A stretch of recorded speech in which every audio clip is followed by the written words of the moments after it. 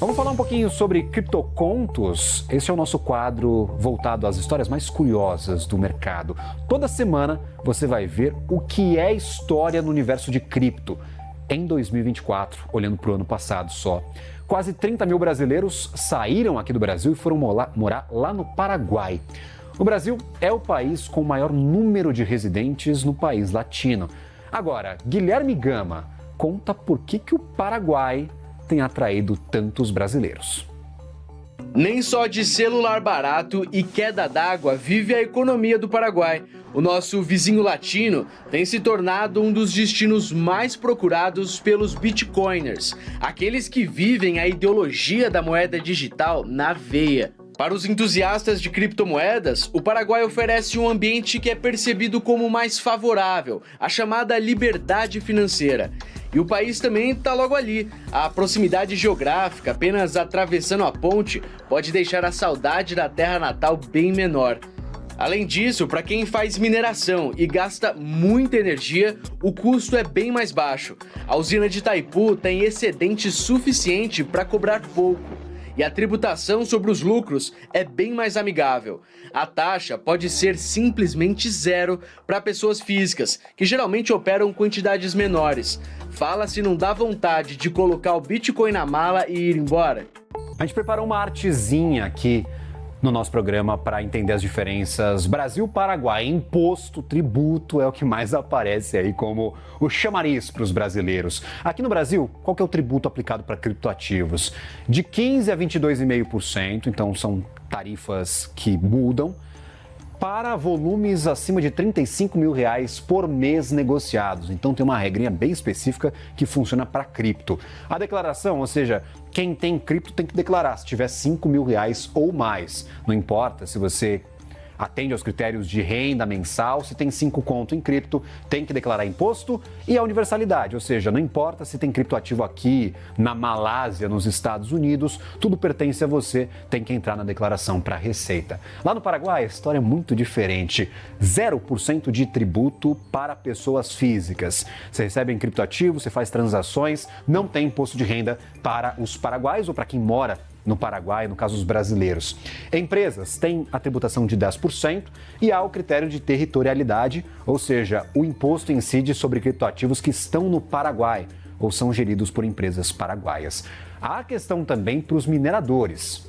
O principal fator que encarece ou deixa mais barato minerar criptoativos é a energia elétrica. Aqui no Brasil, custa aí cerca de 60 centavos a 94 centavos o quilowatt-hora consumido. Nos Estados Unidos não, no Paraguai. Lá no Paraguai a energia é bem mais barata, custa até 29 centavos apenas de real ao quilowatt-hora consumido. Estes dados que a gente pegou do Brasil, gente, são da Agência Nacional de Energia Elétrica. É um fator muito importante. Tem a Itaipu, que é compartilhada com os paraguaios, tem energia em excesso, é um país pequeno, fica mais barato também para minerar criptoativos. A gente vai conhecer a história também de uma brasileira que trabalhava no Brasil como social media de uma empresa de cripto. E aí ela conheceu o Paraguai pela primeira vez, se mudou neste ano, está vivendo lá. A gente foi atrás dela para entender como é que a Madu está se virando e por que ela escolheu morar no Paraguai. Eu acabei me encontrando com alguns amigos aqui no Paraguai. Teve o evento do halving do Bitcoin, que foi ano passado, e aí eu tenho uma amiga que ela fez um evento para comemorar, que o halving ele é quase como um ano novo para quem é Bitcoiner. E eles foram cada vez mais me convencendo. E aí eu pensei assim, Paraguai, legal, eu nunca tinha vindo para o Paraguai, então acaba também que não é um destino que você pensa, vou sair do Brasil, vou para o Paraguai. O processo em si foi muito rápido, tanto da minha tomada de decisão, quanto de eu regularizar toda a minha situação aqui para não vir como uma imigrante legal ou algo assim. Por mais que o Brasil tenha abertura muito grande com o Paraguai, né, mas enfim, é sempre bom você estar sempre regularizado, tudo certinho. Eu tenho uma mineração solo em casa, que é um dispositivo desse tamanho assim, que ele tem, assim, um poder computacional muito pequeno. Então eu conectei a minha mineradorazinha em uma pool e hoje eu ganho assim, uns 200 satoshis por dia com ela. É bem pouco, mas assim, no longo prazo a gente espera que vai ser bastante. algo caseiro, então não tem muita implicação econômica ou fiscal aqui. Mas, por exemplo, para quem é minerador, o Paraguai é muito interessante. Primeiro, por conta da energia muito barata. Então, os mineradores conseguem energia muito barata e excedente energético muito barato também.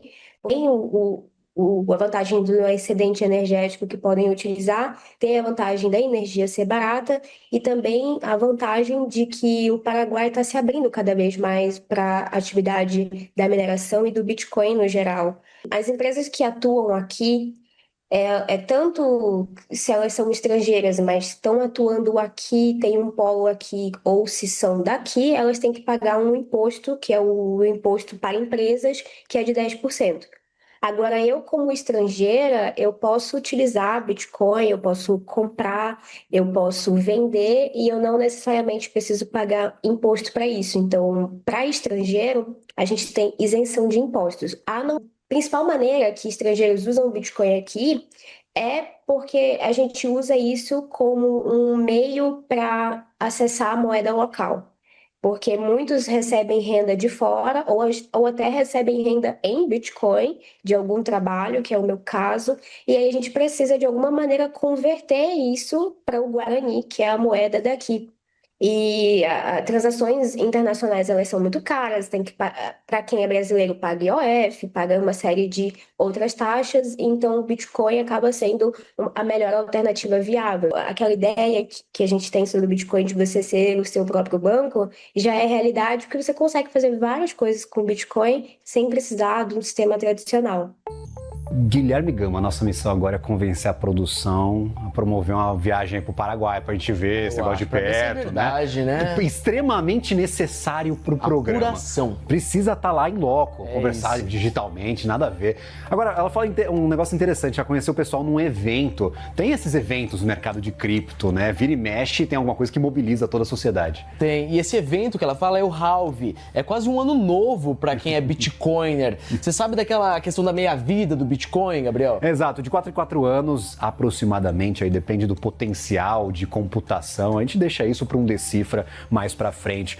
Mas acontece que a cada bloco minerado de Bitcoin, ele emite uma quantidade ali de moedas. No halving, essa quantidade é cortada pela metade, ou seja, fica mais difícil minerar o criptoativo, fica mais custoso, precisa de mais energia para ter a mesma quantidade de Bitcoin. Então é um evento que chama bastante atenção, aconteceu no ano passado, então a gente já teve um halving muito recentemente. Normalmente ele é acompanhado ali de uma alta de preços, mas não foi muito bem o que aconteceu, a gente teve um monte de coisa no meio do caminho. Essas crendices do mercado de cripto de que todo halving vai ser seguido de uma disparada para o Bitcoin, elas estão caindo um pouco por terra. É parte disso que a gente conversou hoje com o André Franco, falando sobre alt-season, que não está acontecendo do jeito que a gente esperava. O mercado está mudando como um todo, Gui. Então, destaque bem legal ela falar sobre esse grupinho que ela conheceu. Foi que ela conheceu as pessoas, do evento, né? Exatamente. Nesse evento do Halve, ela conheceu mais pessoas ligadas ao Bitcoin e pensou, por que não vir de vez para o Paraguai?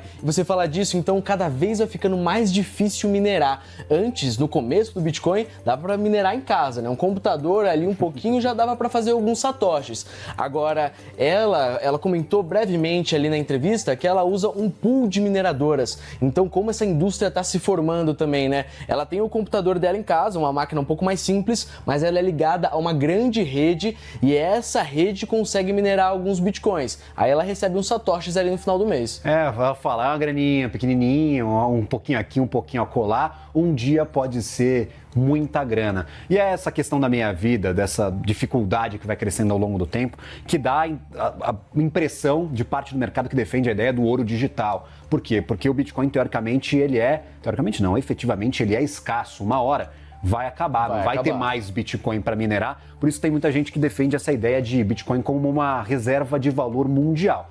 Ainda não se provou. A gente teve alguns testes, é o caso da guerra da Ucrânia. Assim que começou o conflito, o Bitcoin afundou, depois se recuperou, mas foi um teste ali que não deu essa impressão de que ele possa ser a fuga para todo o capital do mundo nos momentos de maior tensão.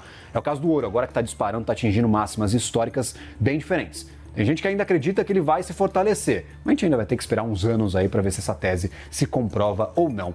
Guilherme Gama, sempre bem-vindo, meu caro. Até uma próxima, a gente vai ter muito Decifra Criptocontos nas próximas semanas. Você volta para trazer toda essa informação para a gente. Com certeza, Gabriel. Me chama que eu tô por aqui. Pode ter certeza que eu chamo e não dá muita liberdade, que eu abuso, meu caro. Valeu.